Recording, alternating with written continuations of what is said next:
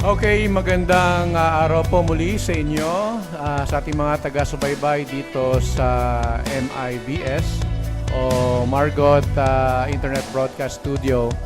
Ako po ay nagpapasalamat muli sa ating Diyos na makapangyarihan na niloob niya sa araw na ito, Martes ng Marso 24, 2020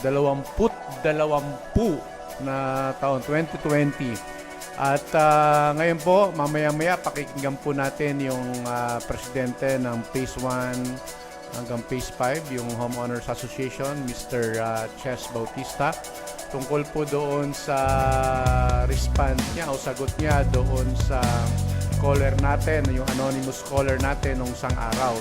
At alam ko matatakil niya yung dalawang items, no? O kahit yung pangatlo, no? Yung tungkol sa relief din, pangunahin yung basura at saka yung sa transportation. Okay, mamaya-maya po, pakinggan po natin si Mr. Ches Bautista, presidente ng HOA Phase 1 hanggang Phase 5. Ngayon, tignan po muna natin yung footage ng ating community, ating subdivision.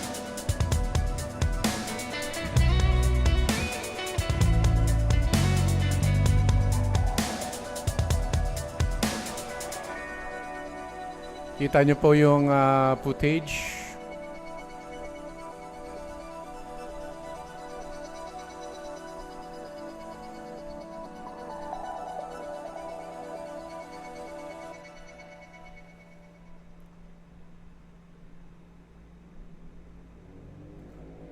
Ayan, bumulis na. So, ngayon, pakinggan po natin ang ating presidente ng Phase 1, Phase 5, Homeowners Association ng Deca Clark, Mr. Ches Bautista. Pakinggan po natin yung phone patch. Good evening po. Hello po, sir. Pasensya na po sa abala. Okay lang po. Sir Eric? Opo. Bali, offline patch ko po kayo para doon sa natin, FB Live streaming. Okay lang po ba? Sige sir. Yung Okay lang. discussion natin. Oo. Ano po yung topic natin? Bali, una sa lahat, tatanong ko po yung status natin dyan sa Deca. Nagaling mula sa inyo. Kasi may mga ilang concern din. May tumawag na kasi sa akin sa mga kapitbahay natin dyan. I believe sakop niyo po siya, phase 3 siya kanina. Pero yung sa campaign po natin ngayon, yung pinapatupad ng DILG na enhanced quarantine, gusto ko pong malaman muna kung ano po yung mga measures na ginagawa natin. Okay. Sige sir. Okay lang po ba? Makwentuhan nyo kami? Okay lang naman. Actually, yung enhanced quarantine, for me, in my opinion, it's actually good because just like what happened to China nga, maganda yung resulta. Kasi talaga yung mga tao doon, because I teach Chinese English. So yun po yung ano. So I actually had the chance to... Okay, tutuloy natin yung, yan po yung pinaka-introduction ni Sir Ches Bautista ng Phase 1 hanggang Phase 5. Nagtuturo pala siya ng Chinese language sa mga taga-Chinese. So nagkaroon daw po siya ng mga kaalaman doon sa ginawa ng mga taga-China tungkol po doon sa crisis na ito, yung COVID-19.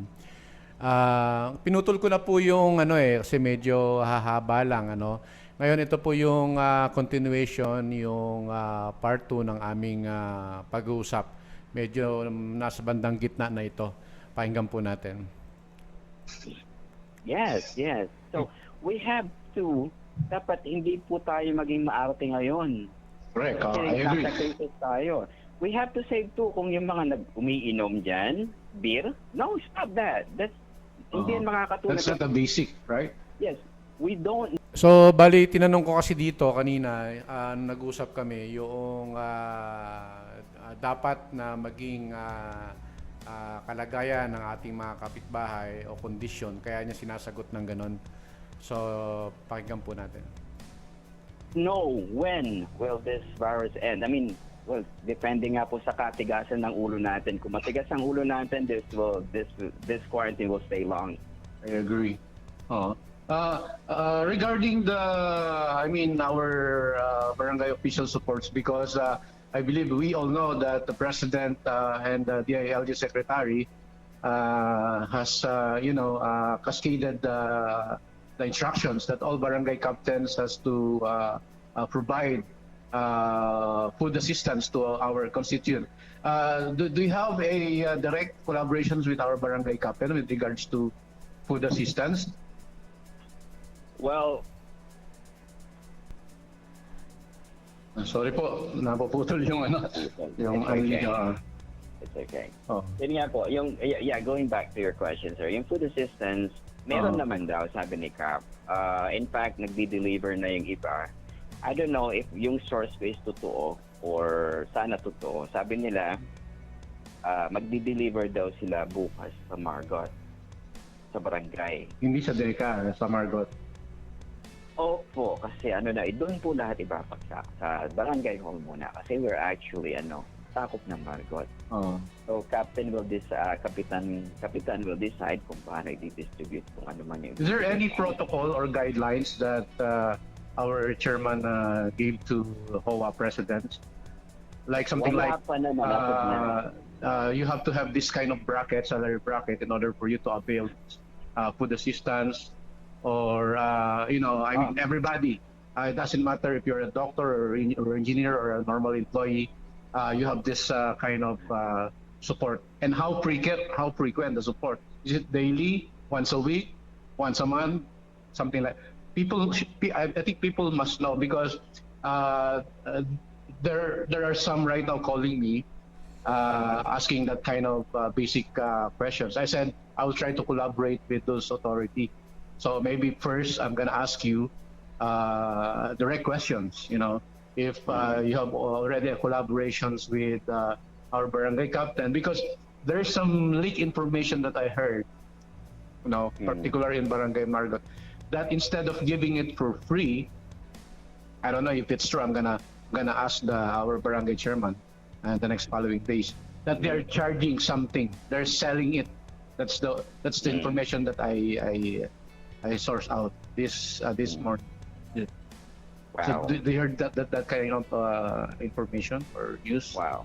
I hope it's not true. That's the first time that I've heard. But siguro sana naman hindi, kasi alam naman natin lahat yung utos ng gobyerno na if a barangay captain did this, mawawalan sila ng trabaho, di ba? Mapapalitan sila. So I agree. Hope that's true. I hope that I hope I have that's a recorded not true. voice. I have a recorded voice. Patch voice called me this morning, informing me. She was an AFP COVID volunteer as well. Okay, Oh. so most probably she knows what she's trying to say. Okay, so she is an AFP COVID volunteer, and she's this kind of an allegation. It's very serious allegation if Yes, it is. this is true. That's why we need to talk to the barangay chairman, and especially if there's a witness. Of course the barangay chairman will deny that. That's for sure. But if there's witnesses and evidences that someone voted, that came from the barangay, that's a serious allegation. That's for sure. Wow. Okay, my question is, because I'm sorry, I didn't know. I don't know kung nakapagbigay na ba sila sa Margot ng mga tulong, ng relief goods sa iba. Kasi ang alam ko, this is gonna be the first time that yung government is magbibigay ng relief goods dito sa atin, sa Margot, Barangay Margot. When we went there last time with Press Nico and Press Palo, we saw several sacks of rice. Actually, I'm gonna cut there for the meantime, just to show there's new updates from one of the barangay officials I saw in his Facebook account. In fairness to our barangay captain, they posted something like contributions, or I mean reliefs distribution on I believe today, or yeah, I believe they started today, March 24, and I saw this post in the FB of Mr. Bet Paras. So I believe they are distributing it to the priority is the indigent citizens, and I'm very happy. I'm glad that there is actions now going on distributing this kind of relief to our kapitbahay. The only question is this for the people in the Deca, if they're gonna be included in the distribution as well, and that's what we're gonna find out later. Okay, so for the meantime, let's continue hearing Mr. Ches Bautista. And directly from the chairman, he mentioned that they were buying supplies. From other And provinces. yeah, they're buying supplies, but for sure, I mean the municipal already provided them most probably or delivered something to them, which I don't know. The only shortcoming that probably we didn't ask from the captain, how's the guidelines, like what I'm Yeah. trying to say. What's the category? What's the protocol? Let's say Okay. if you're a doctor, if you're an engineer, if you're a businessman, you're not included. I Right. think, well, mostly, right, that happens, right? Most of the time, ang binibigyan ng relief is actually kung sino talaga yung may kailangan. Because, for example, I mean, meron pa naman akong naitabi. Why would you give me ng supply? I can buy naman, di ba? That's gonna be good kung ibibigay muna sa mga talagang nangangailangan. Right? Okay, yeah, I agree with that. So, yeah. So, are you saying that probably the most priority right now is those people that has only something like a minimum wage earners, no? Exactly. Yung mga arawan, di ba? Kasi Arawan, sila yung correct. nawalan eh. Sila yung nawalan talaga. Okay. Ito kasing dinidiscuss namin kanina with my team. Sabi ko, paano yung mga arawan?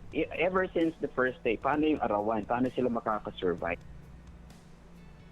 Yan yung problema dito. If this coronavirus, hindi tayo talaga tumino at hindi tayo nagstay sa bahay, this is gonna be a big problem. Siguro mangangayayat tayo lahat nito dito sa Deca.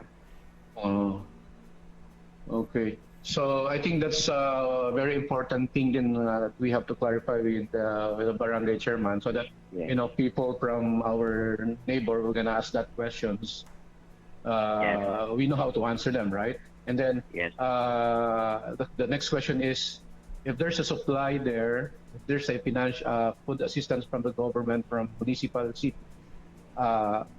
we know that we have to know if there's someone already get it, so that we can also report to the community. There's an evidence that the chairman is distributing this allotted food assistance to us. Yes. So that the mind of the peoples will be clarifies, and suspicious will gonna be removed probably. Yes, that's true. That's true. Well, I'm gonna be with Kagawad Shine later because pag-uusapan namin yung curfew. Can you please ask yes, also the I will financial ask. assistance, right? I will ask Kagawad. food assistance. She's been helpful because every time I ask I ask Kagawad, nagre-reply naman siya kaagad. So, ayun, kakausapin ko siya mamaya. It's a good thing tinanong niyo po. Kasi tatanungin ko rin po si Kagawad dyan. Okay. Really appreciate po. The last item here is one of my callers mentioned that she went to our office, phase 1 to 5.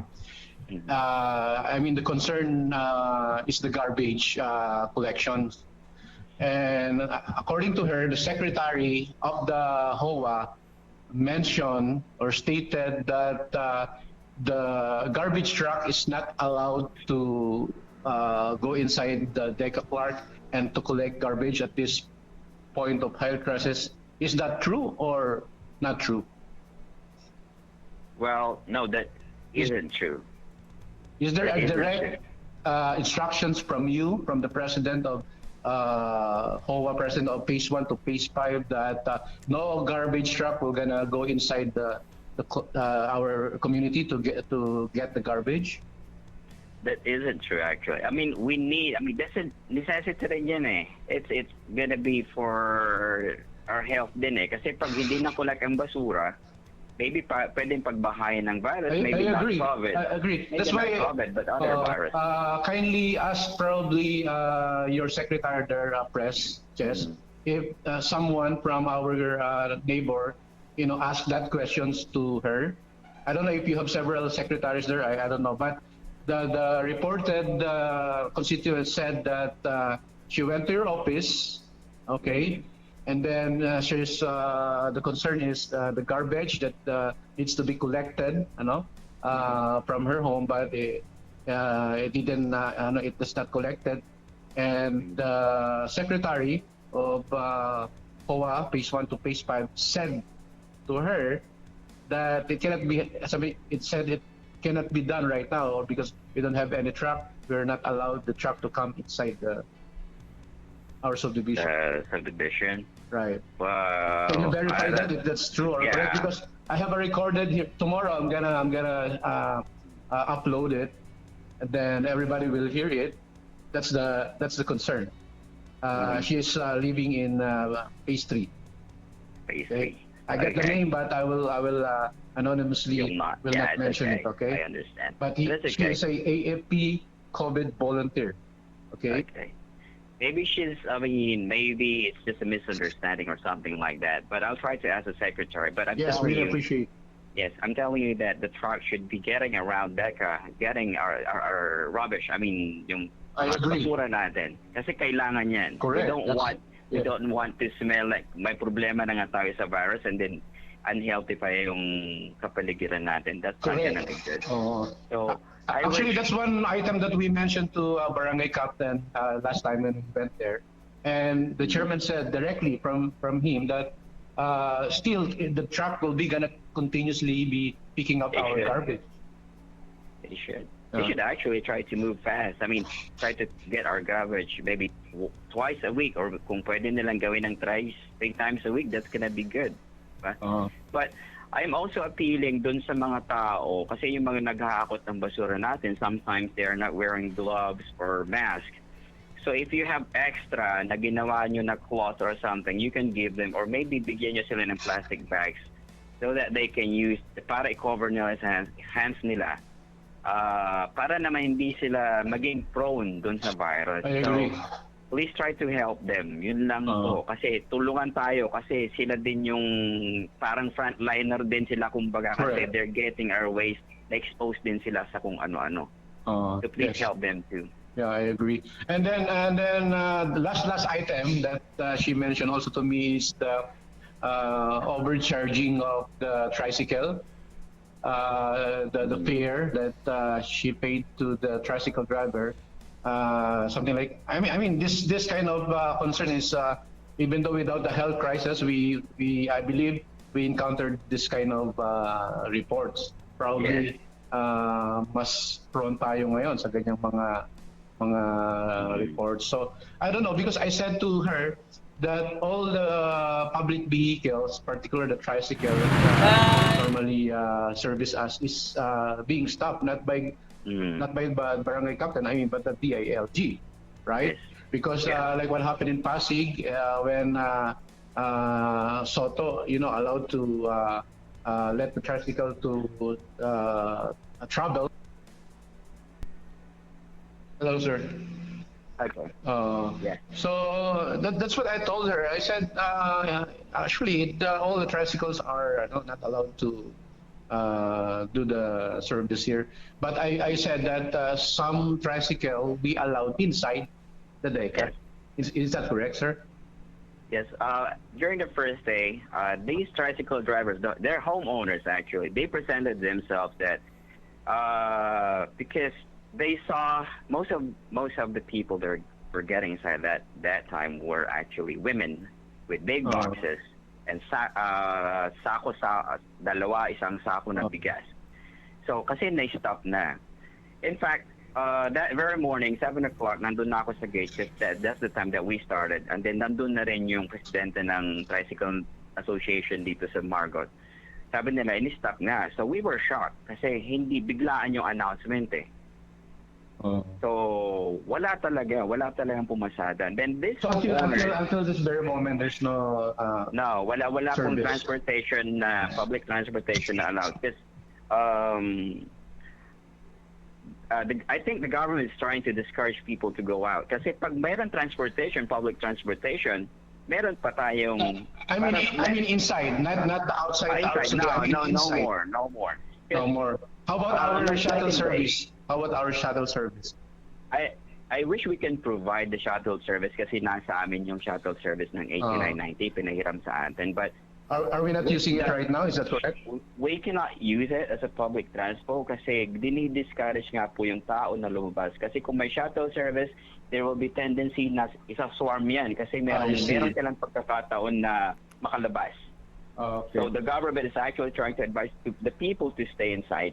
Kaya nga po mayroon tayong quarantine pass na isa lang ang pwedeng lumabas. So that's the reason we stopped the shuttle service of the Deca. Is that correct? Because of although we have that vehicle there inside our community, but we are not using it. Is that correct? Yes, we're using it para pang ikot-ikot ng announcement, or we're gonna use it actually para mag-sanitize tomorrow. I see. But the original purpose is not, it's Not suspended. to be, not to bring passengers. Hindi talaga gano'n. Okay. Clear on that. Really appreciate. Thank you po. So I think that's it. Any last word, Sir Pres, Chess, Bautista? Doon sa makakarinig ng ating pag-uusap, any message? Yes, isa lang po, we can fight the virus, but cooperation ng bawat isa is actually needed. Kasi kung hindi po tayo mananatili sa bahay, tayo yung host tayo yung host. So kung pakalat-kalat tayo dyan, si virus, kakapit sa atin, so mabubuhay siya. But if yung virus na nandyan sa daan, tapos nasa bahay lang tayo, wala siyang kakapitan, eventually yung virus na yun, it will die. Just like what happened to to China and other countries. So please try to follow yung instruction na please try to stay at home. Wag na kayong maghanap ng convenience for now. Ano po bang gusto nyo? Maalis na tong COVID na to, malabanan natin COVID na to as early as now, or should we wait kasi nang matagal? Kasi imagine, probably by June or July, pag humaba tong quarantine natin at umabot tayo ng tag-ulan, I hope you know what I'm saying. Pag umabot tayo ng tag-ulan, alam nyo kung gaano kalakas ang virus. So this is actually, we should grab the opportunity kasi mainit po yung panahon ngayon. So sana by next month or maybe tomorrow, unti-unti na yung maralabanan. So please try to help us. Let's help each other para mawala na tong virus na to. Okay, maraming salamat po, Sir Chess, sa inyong time, sa panahon, sa pagsagot sa mga tanong natin.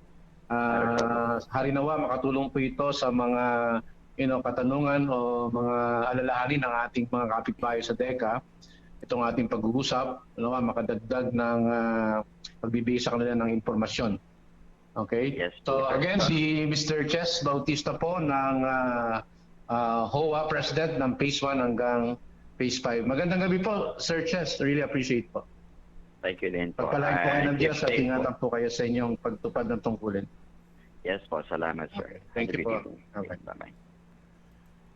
Ayun, yun po si Pres Chess Bautista ng Phase 1 to Phase 5 HOA President. So I hope naging malinaw po sa atin yung naging concern ng ating caller. Ma'am, okay po ba yung sagot ng ating presidente? Nakuha niyo po yung sufficient na po ba yung mga sinabi niya o kailangan pa ng mas maraming paliwanag? So let us know. Okay? At I believe yung item, doon siya nag-concentrate si Press doon sa dalawang item, no? Yung transportation at saka yung sa basura. Pero yung sa relief, wala pa daw. Pero yun nga, sinasabi natin na in fairness naman kay Kapitan Bagang, nakita natin na meron ng nag-distribute, ano? Inuuna na nila yung mga indigent constituent natin. Ayan, nakita nyo naman po yung mga relief po, inaabot na doon sa mga bahay-bahay. So, saludo po kami kay Kap Bagang. Maraming salamat po sa pag-aksyon. Siguro yung iba medyo lang nainip ng konti at talagang excited na sila makatanggap ng relief, ano? Especially doon sa mga taga-Deca din, ano? Ang panawagan ng mga Deca Cup, sabi, wag niyo po daw isipin ang lahat na nakatira sa Deca ay mayaman o may pera o maraming pambiling pagkain.